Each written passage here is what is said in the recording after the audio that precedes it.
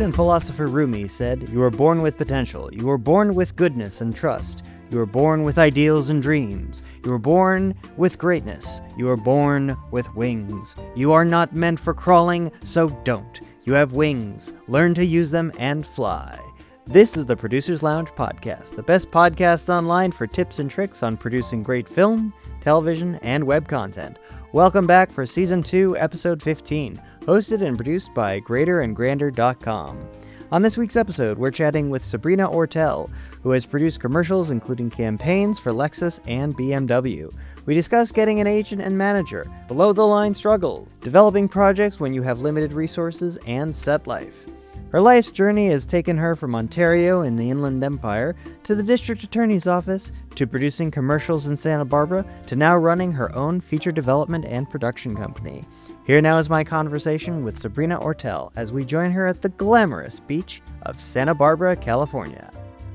So how is the beach at Santa Barbara today? So Santa Barbara is always fantastic. There is never a day here that is bad. Even when it's cloudy, cold, overcast, I'm still here. It's my happy place. Yeah, I practice transcendental meditation. I think every filmmaker should have some sort of meditation in their toolkit because it creatively just opens you up like crazy. And that's something I like to promote often. Yeah, meditation is like one of the things I know I should do more of, but I don't for some reason, but yeah. It's a thing. You'll get there. I practice twice a day in this technique. Ah, okay, cool. Yeah. I'm reading a book called The Deal, actually. Ah. And it's an older book. It's by Peter Lefcourt. It's just more a movie business deal. Mm-hmm. I read for a living as well in terms of I read books and screenplays. So Right. there's a downtime, and that's sort of my downtime reading. Very cool. Very cool. Yeah. Can I ask how long have you been up there? I've been in Santa Barbara since the 90s and back and forth to LA since 2008, back and forth for work. And during COVID, I was lucky enough to spend time here, which was amazing. I had a beautiful beach house. So that was really special to have nature and, really take advantage of the sunshine and the time that everyone had. So it was really great. It was creatively great for me as well. I'll bet. Can I ask what you were up to during the pandemic? Like, what are you most proud of that you did? Or Well, I actually had a director that stayed with me as well. And we thought, why not try to create a project together? It wasn't like I didn't have projects of my own, right? But because of the pandemic, everybody just freaked out, didn't know what to do. The first few months, nobody knew. And we had just come back from a shoot in Las Vegas. So we also were still like, what's going on? So he had this idea in his head for the last 10 years, a passion project. And he says, I just need someone to write it. I'm not a writer. I certainly know how to navigate around final draft. As a producer, you need to know. You have to know. I've never written. I never wanted to write. I never wanted to be one of those producers who, I could do everything. I can do this. Yes, I can do everything, but can I do it great? No. So I leave that to the professionals that can do it. And that's the whole point of collaboration, right? Anyway, so we wrote a script. I actually learned how to write a screenplay, a full feature in final draft in less than a month because I had time, right? And I had really great mentors also that were really easily available who I would have never otherwise had opportunity to just call on the phone and say, hey, what does this mean? Or how do you write this? I mean, I was so blessed. I can't drop the name, but it was really great. You've seen this rom-com, very prolific back in the day, and just great. So that's what I did during that. And also I got my business together. I had a lot of admin that I needed to do on the end of the business of film, right? So took care of that and was able to get a lot of meetings, believe it or not, with a lot of talent managers and agents. It was awesome. It was so great. That is fantastic. I'm curious because I'm actually trying to get my reels together and trying to embark on the whole agent and manager process myself right now. What did Right. you learn in that process? I think what I learned really was what not to do Mm-hmm. and how to actually have more confidence in what you are doing. Because as soon as you hear the first no, sorry, pass, whatever, or you get on the rolling call list, and to even know what a rolling call list is a big deal. Then you understand, oh, I'm not that big of a deal. Or my project is not that big of a deal because maybe you don't have named attachment, you don't have the financial backing behind it, but you got a great idea and a great pitch deck.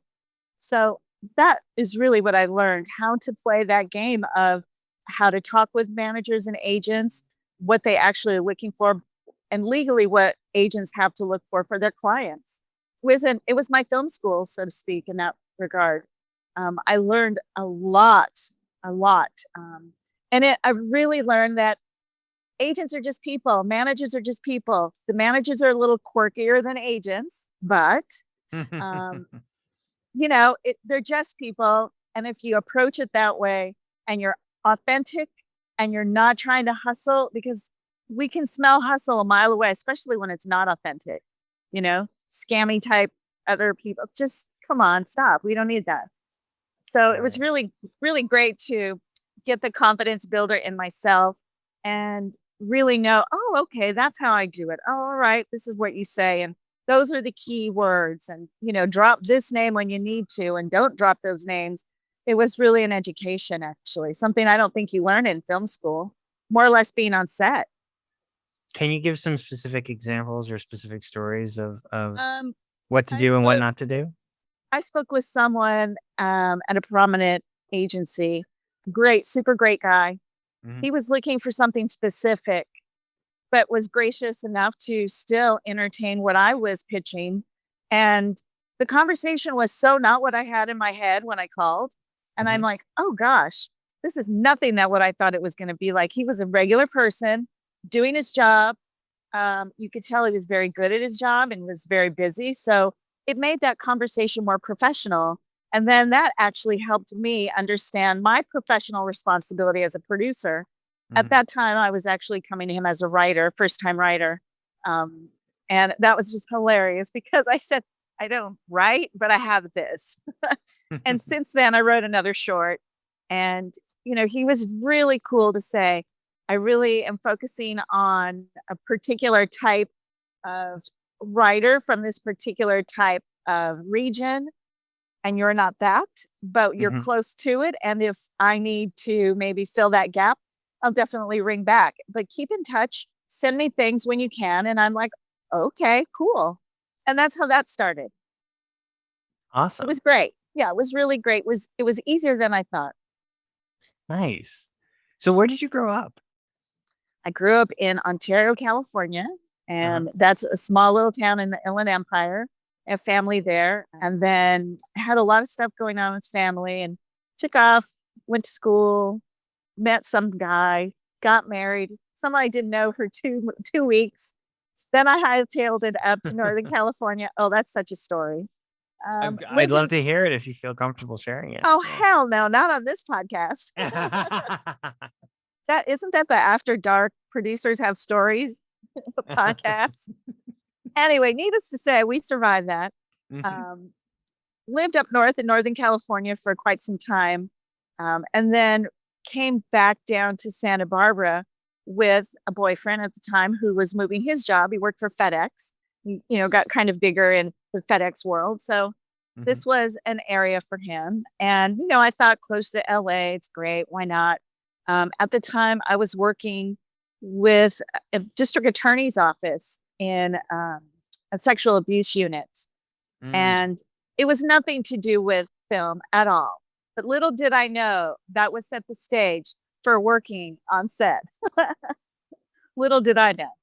So came to Santa Barbara. Our first day here, we came at night. The first morning here, there was a central parade on State Street, Hmm. and it was summer. It was June. It was beautiful. It's gorgeous, sunny. I'm like, wow, how lucky am I?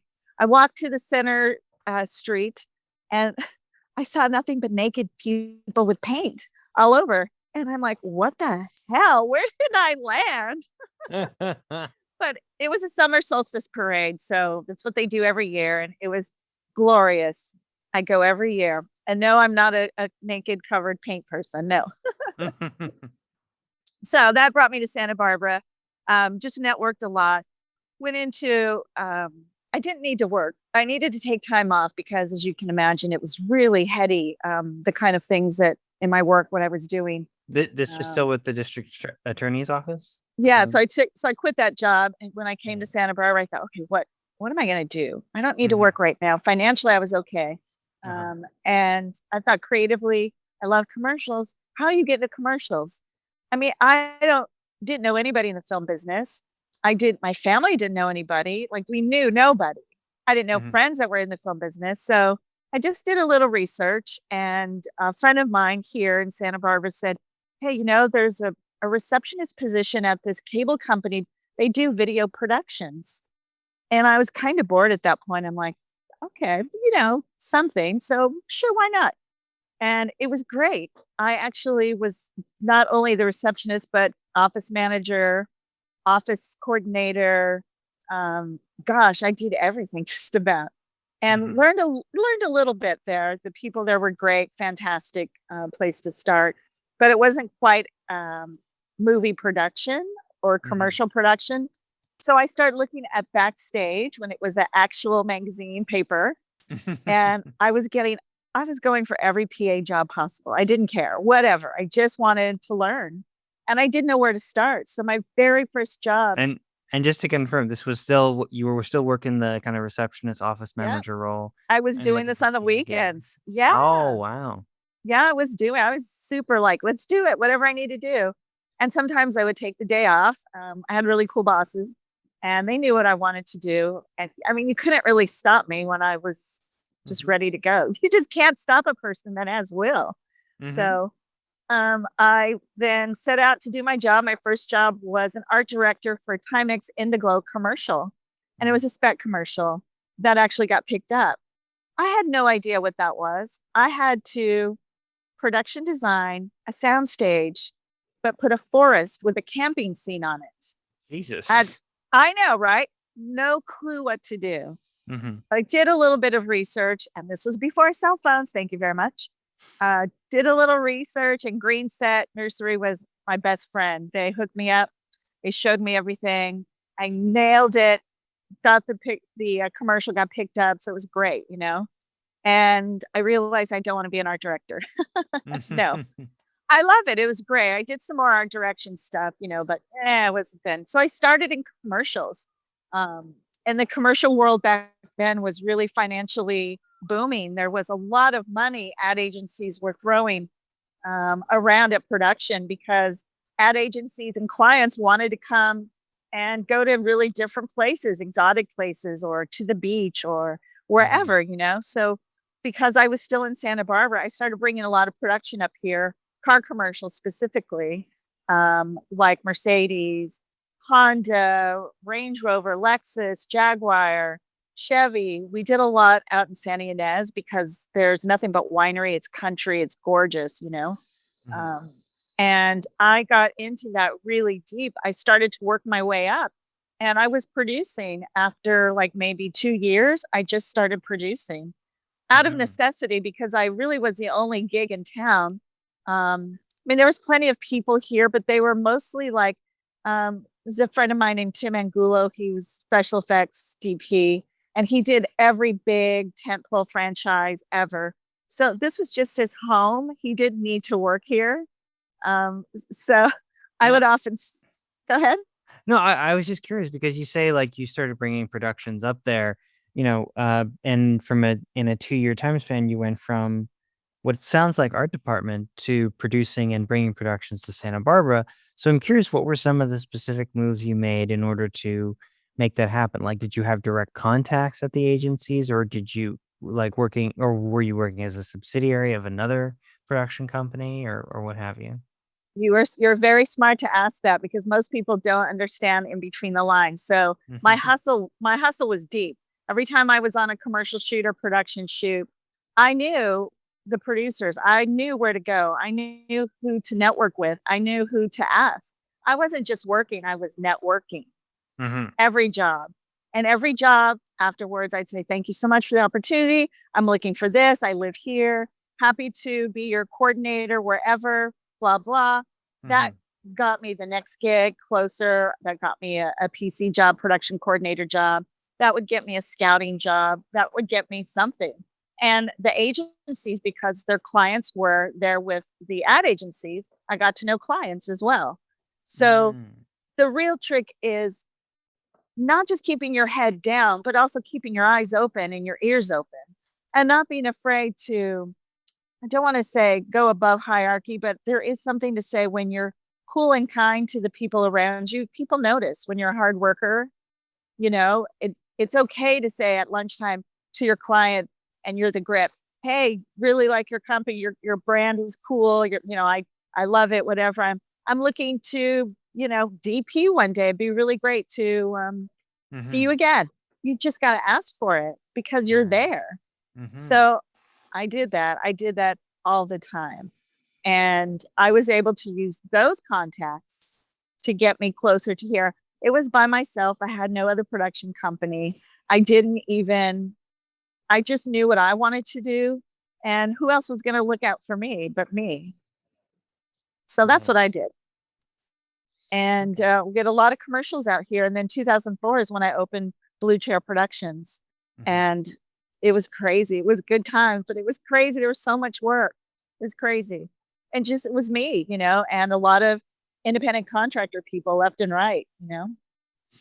So let me ask, as a producer, you open up Blue Chair Productions in 2004. I assume by that point you had already known kind of the Santa Barbara crew scene and the people who were like the best in their field. And so you were able to call on those. Right. And it was a really interesting time because we kind of were all at the same point. People were working in LA, but yet people wanted to sleep in their beds here in Santa Barbara. It's just like in LA, you want to sleep in your own bed. So I made it a pact to get more work here. Santa Barbara has always been very expensive because it's a tourist town. The permitting process isn't that easy. It's not that cheap either. It's not like, hey, we welcome shooting here. Not really. But they do recognize the value of bringing some tourists here, bringing some dollar to spend in the hotels and things like that. So it made it easier for me to bring other people from LA when a lot of the other crew here they couldn't work, or I outgrew a lot of people professionally. And it was really hard.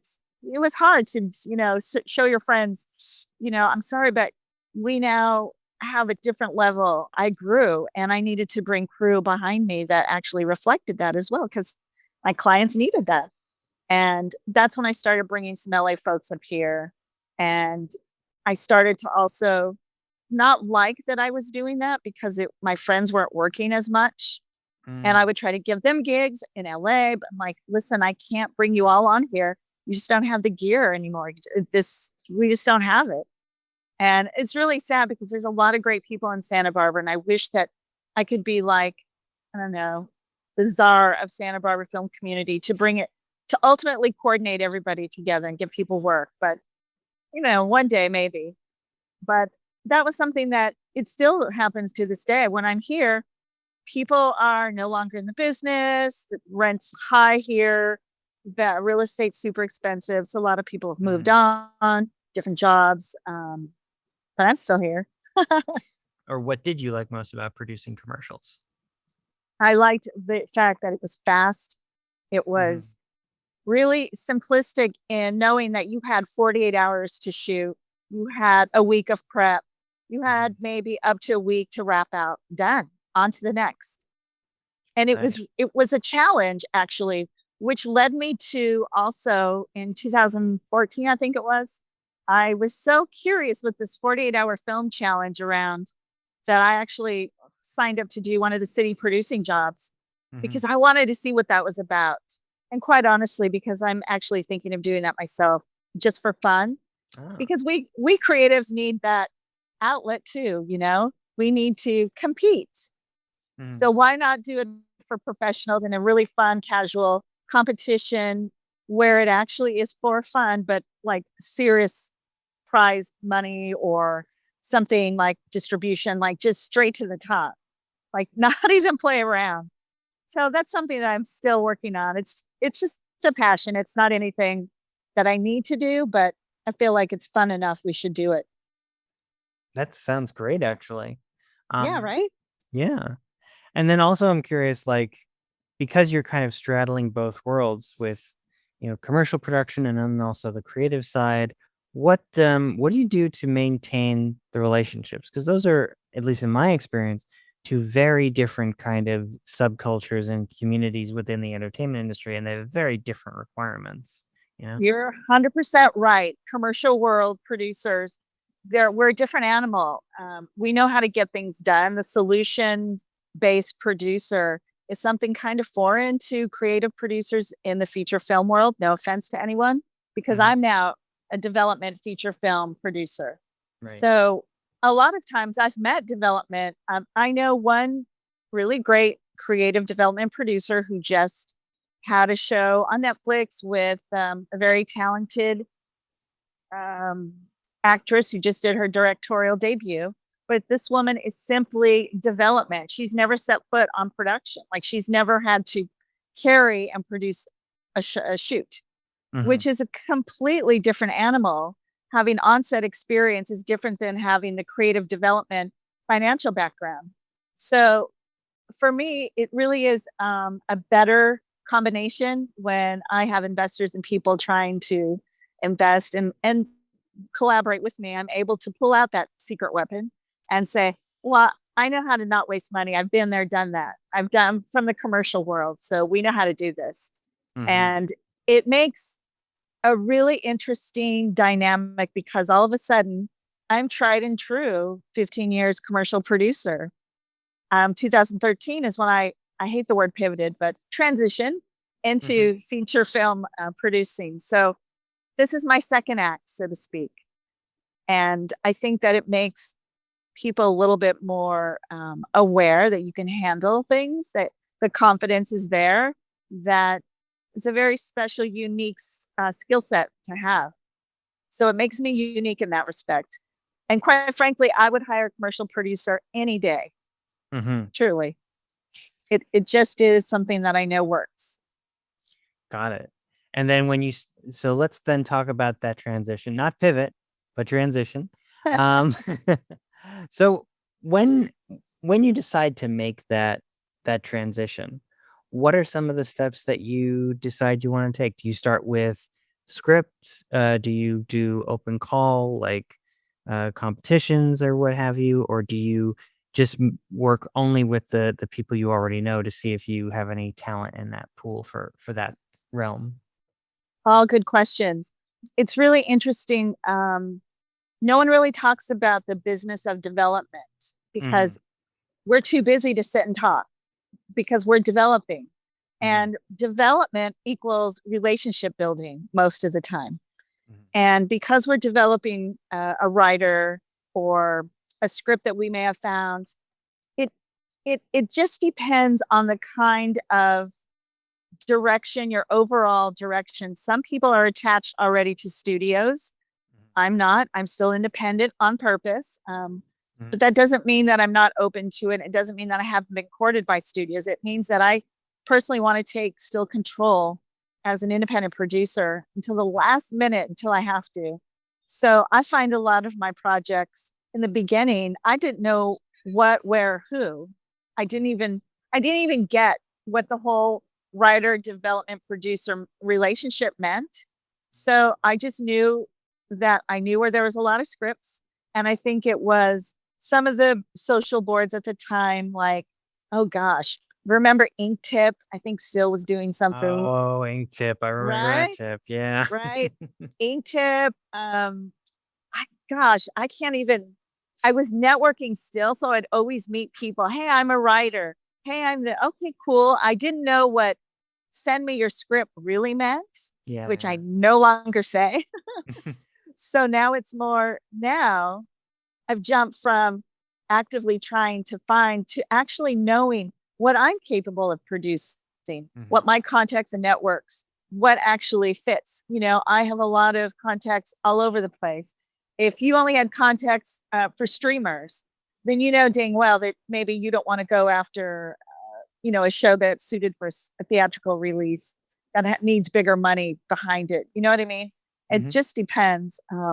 I like to create the relationships with my writers, with people that I just found some guy on Twitter actually, and he is a graphic novel content creator. Hmm. And I've never been involved in comics or that graphic novel world. It's not to say that I wasn't looking for it, but when I saw it, something about him, the title was great. His artwork was amazing. He was really easy to get along with. And we're in negotiations to option his whole franchise.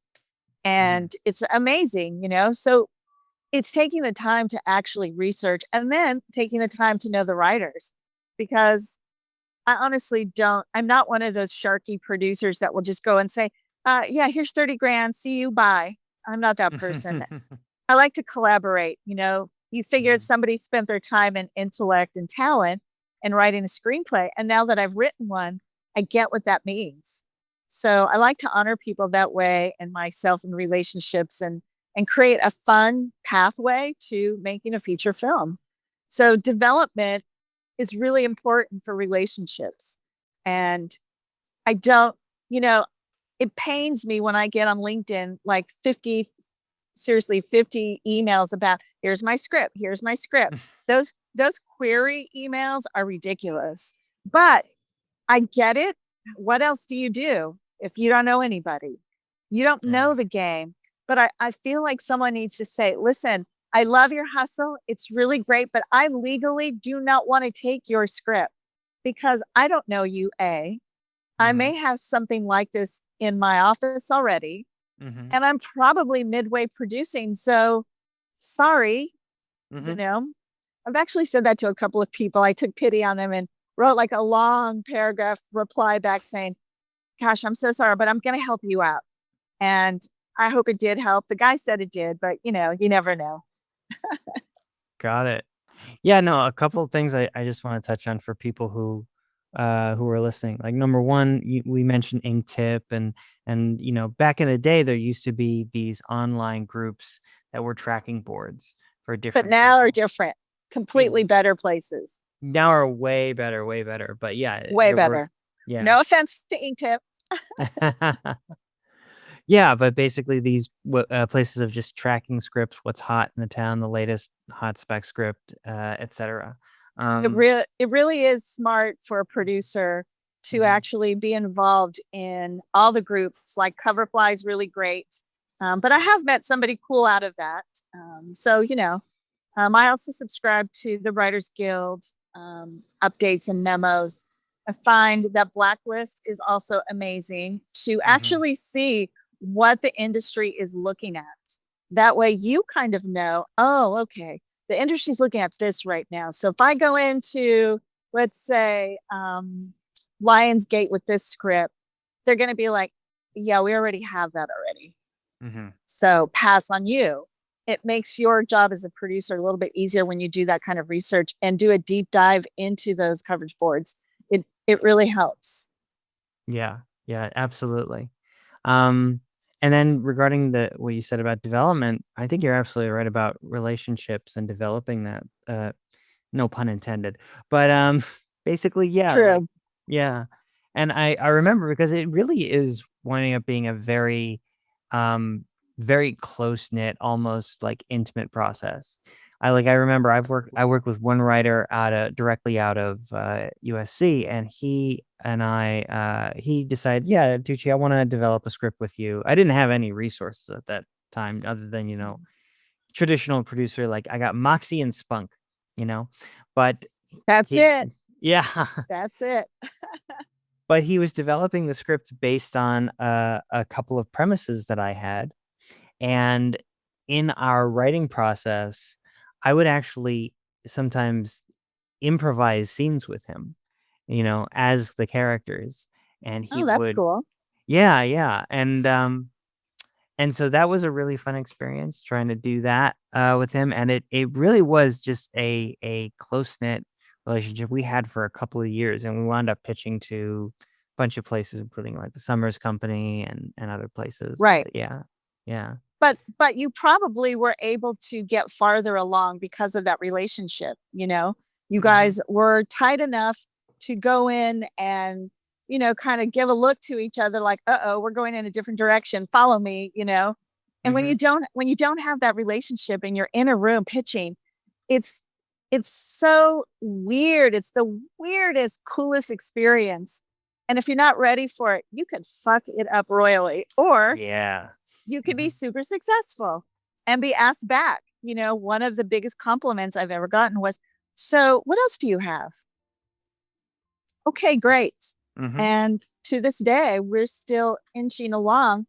And, I think for me, it took me a little bit longer to crack because I was busy in the commercial world. I know that if I would have just 100% said, boom, here, I'm done in feature film, I'd have like 10 features already done, Yeah. But I'm all good now. I'm just, I'm enjoying the ride, enjoying the process. Absolutely. Absolutely. In the recent years with COVID and the transition you've made into feature films, what do you think is the most important piece of knowledge that you've learned in that recently? You have to be authentic. You have to be who you are. You cannot be this quote big shot producer who, when you have no money and you feel like you need to pretend you have money, no, so not a good look. You will be found out. No one will ever call you. And people talk. We talk. We producers, we talk. And it's a very, like, no one says that. No one wants to tell other people that producers talk. I have like 5 producers on speed dial, and all we do is say, do you know so-and-so? He's a writer. Da, da, da, da. Oh, yeah, he's a dick. He sounds like he's this, whatever. That's how we talk. Right. Right. Word gets around. Be authentic. Be truthful. And believe in yourself. Believe in your project. But leave your ego at home. Seriously. And also, God help you if you try to snowball somebody who's at like the upper echelons. Like, and for those who aren't aware, snowballing is a term in the industry where you're not necessarily lying, but you're lying by omission. Like, and tell me if you disagree with this definition. But like, if you say, "Oh yeah, I worked on my last gig, I worked on a Quentin Tarantino movie," but if you were like working one day as a PA or craft services, it's a completely different interpretation. Completely. Yeah. Completely. And a lot of us older producers, we've been around, we're like, yeah, okay, kid, we've done that too. We know what that's like. And 9 times out of 10, I probably know somebody from that. The industry gets smaller and smaller the longer you last. And I have no problem calling. I won't ever tell the person I found out you lied. I will just never work with you again. It's that simple. There's a ton of people behind everybody. I know there's people behind me wanting my job. So that keeps me on my toes, and it makes for a better relationship for everybody all the way around. Right. Absolutely. So let me ask you, within the few minutes we have left, I want to just ask, if you could go back in time to the version of yourself, growing up in Ontario and then moving to San Francisco and all that, if you could go back in time and give yourself one piece of advice, what would it be? Oh my gosh. That's a loaded question. But honestly, I would actually have to say it was in Northern California. It wasn't San Francisco. Oh. But I would say have more confidence and own it. Own your own confidence. Believe in yourself is what I'm trying to say. For sure. Very cool. It's a lot more, but we can end with that. Okay. And that is Season 2, Episode 15 of the Producers Lounge podcast. Thank you to my guest, Sabrina Oertle, for joining us. You can find out more about her by checking out the show notes and visiting our website at greaterandgrander.com. Our intro and outro music today was Água de Côco by Jose Corte-Real. Our episode still image is by rostovtsevayu on depositphotos.com. If you have any questions or suggestions, we'd love to hear from you. Let us know in the episode comments. You can stay up to date by following us on social media at the handle Greater Grander, all one word.